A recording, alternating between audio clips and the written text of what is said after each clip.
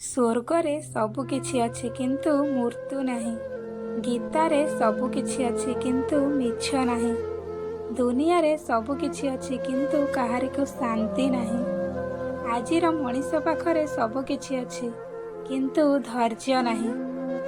କେହି ଜଣେ ସାଧୁ କହିଥିଲେ ଯେ ମନୁଷ୍ୟ ଭିତରେ ଧୈର୍ଯ୍ୟ ଥିଲେ ସବୁ ସମସ୍ୟାର ସମାଧାନ ହୋଇପାରିବ। ଜଣେ ଲୋକ ପ୍ରଶ୍ନ କଲା ଯେ କ'ଣ ଧୈର୍ଯ୍ୟ ଦ୍ୱାରା ଆମେ ଚାଲୁଣିରେ ପାଣି ରଖିପାରିବା? ଏହା କ'ଣ ସମ୍ଭବ?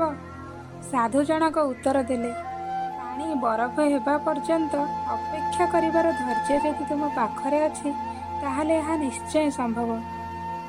କାହାଣୀଟି କହିବାର ମାନେ ଏହା କି ଆମକୁ କୌଣସି ଜିନିଷ ପାଇବାକୁ ହେଲେ ଧୈର୍ଯ୍ୟର ସହ ଅପେକ୍ଷା କରିବାକୁ ପଡ଼ିବ।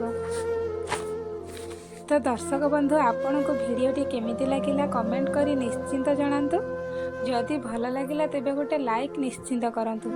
ପୁଣି ଦେଖା ହେବ ପରବର୍ତ୍ତୀ ଭିଡ଼ିଓ ସହ। ସେ ପର୍ଯ୍ୟନ୍ତ ସମସ୍ତେ ହସ ଖୁସିରେ ରୁହନ୍ତୁ। ଜୟ ଜଗନ୍ନାଥ।